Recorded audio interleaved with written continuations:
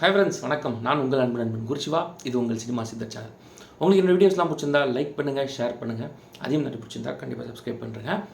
இனி நம்ம ஷோவில் பார்த்திங்கன்னா கூலி ஒரு பாக்ஸ் ஆஃபீஸ் ரெக்கார்ட் க்ரியேட் பண்ணுறதுக்கு அதை பற்றி பார்க்க போகிறோம். அது தமிழ்நாட்டில் அந்தளவு பாக்ஸ் ஆஃபீஸ் ரெக்கார்டு க்ரியேட் பண்ணிச்சு அப்படிங்கிற ஒரு விஷயத்தை பார்க்கலாம். அதை தாண்டி இந்த ஃபேன் வார் அப்படிங்கிறது ரொம்ப மோசமாக போயிட்டுருக்கு. ஸோ அந்த விஷயத்தை பற்றி பார்க்கலாம். ரெண்டாவது இந்த பாக்ஸ் ஆஃபீஸ் நம்பர்ஸ் யாருக்கு பெரிய ப்ளஸ்ஸாக அமையுது அப்படிங்கிறத சொல்கிறேன். அப்புறம் அனிருத் அவர் இன்றைக்கி பெரிய படங்கள்லாம் மியூசிக் பண்ணிகிட்ருக்காரு. ஸோ இதெல்லாம் சேர்ந்தா போல் இதெல்லாமே கூலிக்கிட்ட இன்டர்லேட் ஆகிறதுனால இதெல்லாம் சேர்ந்து ஒரு வீடியோவாக பண்ணலாம் அப்படின்ட்டு தான் இந்த வீடியோங்க. ஸோ ஃபஸ்ட்டு கூலி டே 1 பாக்ஸ் ஆஃபீஸ் பார்த்திங்கன்னா 151.5 crores கிட்ட கலெக்ட் பண்ணியிருக்கு. அதாவது 151 ப்ளஸ் அதை 151 to 152 அந்த ரேஞ்சில் கலெக்ட் பண்ணியிருக்கு வேர்ல்டு வைட் அப்படின்னு சொல்லப்படுது. இது தமிழ் சினிமாவில் ஒரு ரெக்கார்ட் அப்படின்னு தான் சொல்லணும். என்ன ரீசன் அப்படின்னு பார்த்தீங்கன்னா, முன்னாடி லியோ 148.5 சம்திங் இருந்தது. அந்த ஃபிகர்ஸ் இது கிராஸ் பண்ணிடுச்சு. ஸோ இதுதான் நம்பர் 1 வேர்ல்டு வைட் கலெக்ஷன் பார்க்கும்போது. பட் தமிழ்நாடை பொறுத்த வரைக்கும் ஸ்டில் பீஸ்டோட ரெக்கார்டு 36 to 37 crores இருக்குது டே 1 கலெக்ஷன். அதை இது பீட் பண்ணல. இது பார்த்திங்கன்னா வேட்டினோட ரெக்கார்டை பிரேக் பண்ணிடுச்சு. அரௌண்ட் 27 to 29 crores கலெக்ட் பண்ணிடுச்சு. இன் பிட்வீன் அந்த நம்பர்ஸில் தமிழ்நாட்டில் மட்டும் கலெக்ட் பண்ணியிருக்கு கூலி அப்படின்னு சொல்லப்படுதுங்க. இது ஒரு பக்கம் இருக்க. கூலி படம் பொறுத்த வரைக்கும் படம் மிக்ஸ்ட் ரிவ்யூஸ் தான் நிறைய கிடைக்குது. ரீசன் என்ன அப்படின்னா, தலைவர் ஃபேன்ஸ்லாம் சாட்டிஸ்ஃபைடாக போயிருக்காங்க. பட் லோகேஷ் கனகராஜ் ஃபேன்ஸுக்கு ஒரு சில டிசப்பாயின்மெண்ட்ஸ் இருந்திருக்கு. ஸோ அதை சொல்கிறாங்க. என்ன இருந்தாலும் படம் முதல் 4 நாள் ஹவுஸ்ஃபுல்லாக தான் போகுது. ஆல்மோஸ்ட் ஃபஸ்ட் டே செகண்ட் டேலாம் ஃபுல்லாக தான் போயிட்டுருக்கு. தேர்ட் டே 95% ஆக்குபன்சி இருக்குது. நாளைக்கு 4th டேவும் 92-95% ஆக்குபன்சி இருக்க தான் போகுது. எனக்கு தெரிஞ்சு இந்த 4 டேஸில் 300 to 370 crores கிட்ட அந்த ரேஞ்சில் கூலி படம் கலெக்ட் பண்ணிடும். ஆஸ் ஆஃப் டே 2 எனக்கு தெரிஞ்ச வரைக்கும் ஆல்மோஸ்ட் 250 crores கிட்ட கலெக்ட் பண்ணியிருக்க வாய்ப்பு இருக்குது. இதெல்லாமே எக்ஸாக்ட் நம்பர்ஸ் கிடையாது. எல்லாம் ப்ரொடக்ஷன் சைடில் சொல்லுவாங்க. ஜஸ்ட் ஒரு அப்ராக்சிமேட்டாக இது நடந்திருக்கலாம் அப்படின்னு ஒரு கணிப்பில் தான் சொல்கிறேன். அதை பேஸ் பண்ணி பார்க்கும்போது கூலி 4 டேஸ்லேயே படத்தோட இன்வெஸ்ட்மெண்ட் அந்த அமௌண்ட்டை எடுத்துரும். அதை தாண்டி கூலி படத்துக்கு ப்ரீ பிஸ்னஸே ரொம்ப பெரிய லெவலில் இருந்துருக்குங்க. அந்த படம் பிஃபோர் த ரிலீஸே ப்ராஃபிட்டபிள் ஜோனுக்கு போயிடுச்சு படம். அந்தளவு ஹைப் அந்த படத்துக்கு இருந்தது. எக்ஸ்பெக்டேஷன்னாலே அந்த படம் பிஸ்னஸ் வேறு லெவலில் போயிடுச்சு. இதை கண்டிப்பாக சொல்லி ஆகணும். இது ஃபஸ்ட்டு முடிச்சிடுறேன். ரெண்டாவது இந்த ஃபேன் வார்ஸ் அப்படிங்கிறது ரொம்ப பயங்கரமாக போயிட்டுருக்கு தமிழ்நாட்டில். இப்போ ஒரு சில ஃபேன்ஸு ஜென்ரலாக என்ன சொல்கிறாங்கன்னா, நம்ம ஃபேன் வார்ஸ்னாலே படம் 1000 crore கலெக்ட் பண்ண மாட்டேங்குது அப்படிங்கிறது. ஸோ 1000 crore நம்ம மறந்துடுவோம். எந்த அளவு கண்டென்ட்டில் நம்ம படம் கொடுக்குறோம் அப்படிங்கிறது நம்ம ஃபோக்கஸ் பண்ணால் அந்த 1000 crores ஈஸியாக நம்ம அச்சீவ் பண்ணிடலாம் அப்படின்னு சொல்லலாம். ஏன்னா இன்றைக்கி பிக் ஸ்டார்ஸ் படம் எல்லாமே ரொம்ப எக்ஸ்பெக்டேஷனில் சாட்டிஸ்ஃபை பண்ணாமல் ஒரு ஆவரேஜாவோ இல்லை ஒரு அபோவ் ஆவரேஜாவோ போயிடுது. அந்த மாதிரி தான் பிக் ஸ்டார்ஸோட படம்லாம் போயிட்டுருக்கு. என்ன ரீசன்னா, ஒரு ஹைப்புங்கிறது எக்ஸ்பெக்டேஷனுங்கிறது ரொம்ப அதிகமாக க்ரியேட் பண்ணிடுறாங்க. அது கொஞ்சம் தெரிஞ்சாலும் படம் சுமாராக இருக்குது அப்படின்னு ஆடியன்ஸ் சொல்லிடுறாங்க. இதுதான் பெரிய ப்ராப்ளமாக போயிட்டுருக்கு. அதுக்காக ப்ரமோஷன்ஸே வேணான்னு சொல்கிறீங்களா அப்படின்னா கண்டிப்பாக கிடையாது. லிமிட்டெட் ப்ரமோஷன்ஸ் கண்டிப்பாக சொல்கிறேன் ஒரு படத்துக்கு ஹெல்ப்ஃபுல்லாக அமையும். அதேமாதிரி சின்ன படங்கள் தான் பெருசாக சாதிச்சிட்ருக்கு கடந்த 2 வருடங்களா அப்படின்னு கூட சொல்லலாம் தமிழ் சினிமாவை பொறுத்த வரைக்கும். இப்போ ஃபார் எக்ஸாம்பிள் பார்க்கிங், லப்பர் இந்த படம்லாம் கண்டென்ட் பெருசாக பேசப்படுது. மகாராஜா எடுத்துக்கோங்க, ரொம்ப பெருசாக பேசப்பட்ட படங்கள். இந்த படத்தோட நம்பர்ஸை பற்றி அவங்க பெருசாக பேசல. கண்டென்ட்டாக அந்த படம் நல்லா இருந்ததா, அதை தாண்டி ப்ராஃபிட்டபிள் ஜோனில் அந்த படம் இருந்ததா, இதுதான் அந்த படத்தை பொறுத்த வரைக்கும் பார்த்தாங்க. 1000 crores அடித்தாங்களா இல்லையான்னு அந்த படத்தை பற்றி அவங்களாம் யோசிக்கல. இந்த படம் பார்த்திங்கன்னா இந்த மாதிரி படங்கள்லாம் கண்டென்ட் ஓரியன்டட் ஃபிலிம்ஸ் எல்லாமே ஒரு டீசெண்டான கண்டென்ட்டை பேஸ் பண்ணி அந்த டேரக்டர் அந்த ஆக்டர் அவங்களோட பர்ஃபார்மன்ஸ்லாம் பேஸ் பண்ணி தான் படம் போயிட்டுருக்கு. இந்த காலகட்டத்தில் ஒரு பக்கம் ரஜினி ஃபேன்ஸ், விஜய் ஃபேன்ஸ்னு பயங்கர ஒரு வார் ஒன்று போய்ட்டுருக்கு, நடந்துகிட்ருக்கு சோஷியல் மீடியாவில். அது பார்க்கவே ரொம்ப கஷ்டமாக இருக்குது அப்படின்னு தான் சொல்லுவேன். இந்த ஃபேன் வார்ஸை ஸ்டாப் பண்ணலாம். முன்னாடிலாம் பார்த்திங்கன்னா அஜித் விஜய் ஃபேன் வார்ஸ் இருக்கும். எப்படி இருக்கும் அப்படின்னு பார்த்தீங்கன்னா, அந்த பாக்ஸ் ஆஃபீஸ் நம்பர்ஸை பேஸ் பண்ணி முதல்லலாம் இருக்காது. நான் சொல்கிறது 2009லேருந்து அந்த 15 அந்த டைமில் சொல்கிறேன். பாக்ஸ் ஆஃபீஸ் நம்பர்ஸை பேஸ் பண்ணி இந்த ஃபைட்லாம் இருக்காது. எந்த படம் கண்டென்ட் நல்லா இருந்தது, எங்கால் படம் கண்டென்ட் நல்லா இருந்தது, உங்கால் படம் கண்டென்ட் நல்லா இல்லை, உங்கால் இப்படி பண்ணார் அதனால் ட்ரால் பண்ணுறோம், இப்படி தான் போயிட்டு இருந்தது தவிர இந்த பாக்ஸ் ஆஃபீஸ் நம்பர்ஸை பேஸ் பண்ணி ஒரு ப்ராப்ளம் போவே இல்லைங்க. அது 2015க்கு முன்னாடி அப்படி தான் இருந்தது. ஆஃப்டர் தட் என்ன ப்ராப்ளம் ஆயிடுச்சுன்னா, இவங்க ஸ்டார்ஸ் படம் வந்தால் இவங்க கலாய்க்கிறது, அப்படியே இந்த ஸ்டார் வார்ஸுங்கிறது ரொம்ப மோசமாக போயிட்டுருக்கு. இது அங்கங்கே அந்தந்த ஃபேன்ஸ் ஸ்டாப் பண்ணும். ஏன்னா ரசிகர்கள் இது மாதிரி சண்டை போடும்போது சண்டை போட வேணாம் அப்படின்னு சொல்லி போல்டாக ஒரு சில ஆக்டர்ஸ் சொன்னாங்கன்னா அது நல்லாயிருக்கும்னு எனக்கு அப்படி தோணுது. அந்த விஷயத்தில் அஜித் ஒரு சில விஷயங்கள் என்ன பண்ணுவார் அப்படின்னு பார்த்தீங்கன்னா, ஒரு சில விஷயங்கள் அவர் பார்த்தீங்கன்னா ரசிகர் மன்றத்தை கலைச்சார். பட் ஸ்டில் அவருக்கான ஃபேன்ஸ் இன்றைக்கும் இருக்காங்க. அந்த விஷயத்தில் அஜித் நம்ம பாராட்டலாம் அப்படின்னு சொல்லலாம். அதை தாண்டி எல்லாருமே ஃபேன், அதாவது இந்த நற்பணி மன்றம் இதெல்லாம் கலைக்கணும்னு நான் சொல்ல. பட் அவங்க ஒரு ரசிகர்களாக அவங்க அவ்வளோ சண்டை போடும்போது ஒரு டாப் ஹீரோஸாக இருக்காங்க, ஒரு 4-5 பேர் தான் இன்றைக்கி டாப் ஹீரோஸ் அப்படின்னு பார்த்தீங்கன்னா நிறைய பேர் இருக்காங்க, Tier 1, 2, 3 அப்படின்னு எடுத்துகிட்டே போகலாம்.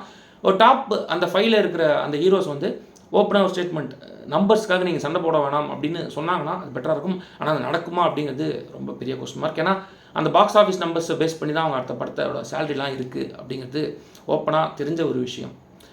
இந்த பாக்ஸ் ஆஃபீஸ் நம்பர்ஸ்க்காக ஒரு கூட்டம் சண்டை போட்டுட்டு இருக்கிறது தேவையில்லாத ஒரு விஷயம் எனக்கு தோணுது. என்ன தான் கூலி படம் மிக்ஸ்ட் ரிவ்யூஸ் வந்தாலும் அவங்க வந்து ப்ரமோஷன் வேறு லெவலில் பண்ணிட்டாங்க. அது இல்லாமல் independence day weekend, 4 days weekend, எல்லோரும் ஃபேமிலியோட போய் படம் பார்க்கணும் அப்படின்னு கூலி படத்தை பார்த்துட்டு இருக்காங்க. ஒரு சிலருக்கு பிடிச்சிருக்கு, ஒரு சிலருக்கு பிடிக்கல. அது அவங்களோட பர்செப்ஷன் அண்ட் தாட்ஸ். அவங்களுக்கு பிடிச்சிருந்தா அவங்க பார்க்கலாம், பிடிக்கலனா அவங்க கமெண்ட்டை தாராளமாக சொல்லலாம். பட் ஒரு மேனர் இருக்குது. கலாய்க்கிற மாதிரி ஒரு சில விஷயங்கள் சொல்ல வேணாம் அப்படின்னு எனக்கு தோணுது. படம் நல்லா இல்லை, ஓகே. அதுக்காக ஒரு ஆக்டரையோ ஒரு டேரக்டரையோ பெருசாக கலாய்ச்சி ஒரு சில விஷயங்கள் பண்ண வேணாம் அப்படின்னு சொல்லலாம். எனக்கே வந்து பார்த்திங்கன்னா லோகேஷ் கனகராஜ் மேலே ஒரு சின்ன டிசப்பாயின்மெண்ட். என்ன ஒரு சில லாஜிக்கல் மிஸ்டேக்ஸ்லாம் விட்டுட்டாரு, அவர் அப்படி பண்ண வேணாமே அப்படின்னு எனக்கு தோணுச்சு. அதை நம்ம ரிவ்யூலையும் சொல்லியிருந்தோம். பட் ஆனால் அடுத்த படம் ஒரு நல்ல படம் கொடுத்தாருன்னா நம்ம அவரை பற்றி இவ்வளோ பேசுகிறோம். அடுத்த படம் கைதிட்டுன்னு ஒரு படம் பண்ணாரு, அது வந்து ரொம்ப நல்லா வந்துருச்சுன்னா நம்ம என்ன பண்ணுவோம்? இவ்வளோ வாய் நம்ம இவ்வளோ பேசணும். பட் நம்ம கண்டிப்பாக கமெண்ட் பண்ணணும். பட் அது ஒரு ஒரு மேனர் இருக்குல்ல, அந்த விஷயத்த அப்படி சொன்னால் அது நல்லாயிருக்கும் அப்படின்னு தோணுது. ரொம்ப ஹர்ட் பண்ணுற மாதிரி கமெண்ட் பண்ண வேணாம் அப்படின்னு என்னோடய தாட்டுங்க. ஸோ உங்கள் தாட் என்ன அப்படிங்கிறத கமெண்ட் பாக்ஸில் மென்ஷன் பண்ணுங்கள். அதுக்கு என்ன திட்டுறாதீங்க. அதுக்கு அடுத்து இன்னொரு விஷயம் சொல்லலாம் அப்படின்னு சொல்லியிருந்தேன், அனிருத். ஸோ தமிழ் சினிமாவை பொறுத்த வரைக்கும் இன்றைக்கி பெரிய மியூசிக் டைரக்டர்னால் நம்பர் 1 இடத்துல இருக்கிறது அப்படின்னா அனிருத். வித்தவுட் எனி டவுட் அவருன்னு சொல்லிடலாம், அதில் எந்த டவுட்ஸுமே கிடையாது. அதை தாண்டி இப்போ சவுத் இந்தியாவிலையும் கலக்கிட்டு இருக்காரு, நார்த் இந்தியாவிலையும் போய் ஒரு பாலிவுட்லேயும் ஒரு படம் பண்ணிட்டார்.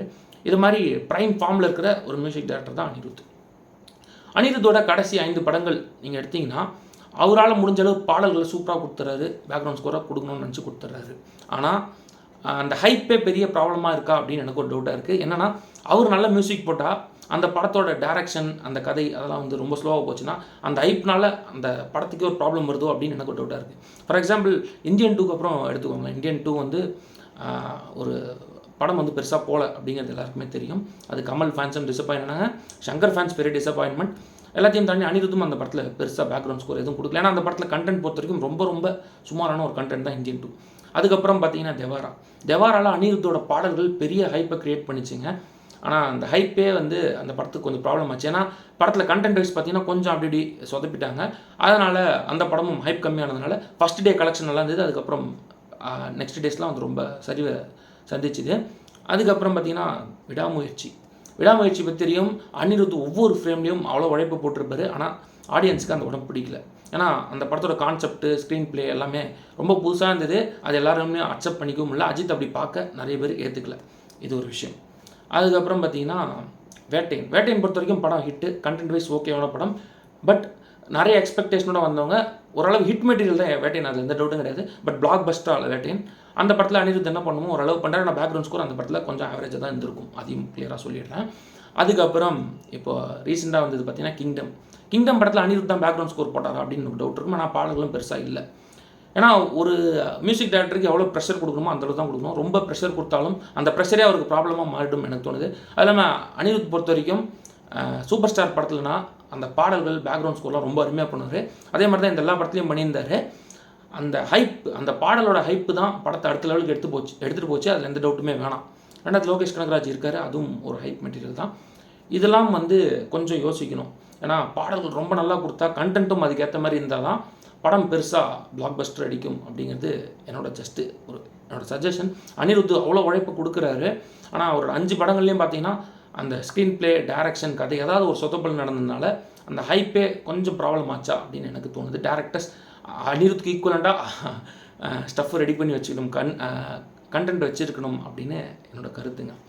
ஸோ இதெல்லாம் இப்படி இருந்தாலும், இதெல்லாம் நான் டிஸ்கஸ் பண்ணணும்னு சொல்லியிருந்தேன், டிஸ்கஸ் பண்ணிட்டேன். இதெல்லாம் இப்படி இருந்தாலும் இன்றைக்கும் கூலி படம் பாக்ஸ் ஆஃபீஸ் நம்பர்ஸ் பொறுத்த வரைக்கும் பெருசாக தான் போயிட்டுருக்கு. ஆனால் கண்டென்ட் வைஸ் பார்த்தீங்கன்னா ஒரு அபோவ் ஆவரேஜ் ஃபிலிம் தான் கூலி. ரொம்ப சூப்பர் ஹிட் படம் அப்படின்னு என்னால் சொல்ல முடியல. என்னை பொறுத்த வரைக்கும் ஒரு அபோவ் ஆவரேஜ் படம். ரஜினி ஃபேன்ஸ்க்கு இந்த படம் ஒரு ட்ரீட்டு. அதை தாண்டி ஒரு தடவை நீங்கள் பார்க்கணும்னு நினச்சிங்கன்னா கண்டிப்பாக ஒன் டைம் பார்க்கலாம். ரொம்ப ஒஸ்ட்டான படம் அப்படின்னு கண்டிப்பாக சொல்லிட முடியாது. இதுதான் நான் இன்றைக்கி சொல்லணும்னு நினச்சேன், அதுக்காக தான் இந்த வீடியோ. ஸோ ஃபேன் வாஷ்லாம் கொஞ்சம் கம்மி பண்ணிக்கோங்க. நல்ல கண்டென்ட்டை எப்பயும் போல் நல்ல கண்டென்ட்டை தமிழ் சினிமாவில் என்றைக்குமே நம்ம பாராட்ட மறந்ததே கிடையாது. அதே மாதிரி நல்ல கண்டென்ட்டை பாராட்டுவோம். பாக்ஸ் ஆஃபீஸ் நம்பர்ஸை பற்றி ப்ரொடியூசர்ஸும் அந்த படத்தோட டிஸ்ட்ரிபியூட்டர்ஸும் யோசிக்கிட்டோம். நம்ம யோசிக்க வேணாம். நல்ல கண்டென்ட்டை நம்ம கண்டிப்பாக சப்போர்ட் பண்ணுவோம் அப்படின்னு சொல்லிட்டு இந்த வீடியோ முடிச்சுக்கிறேன். தேங்க்ஸ் ஃபார் வாட்சிங்.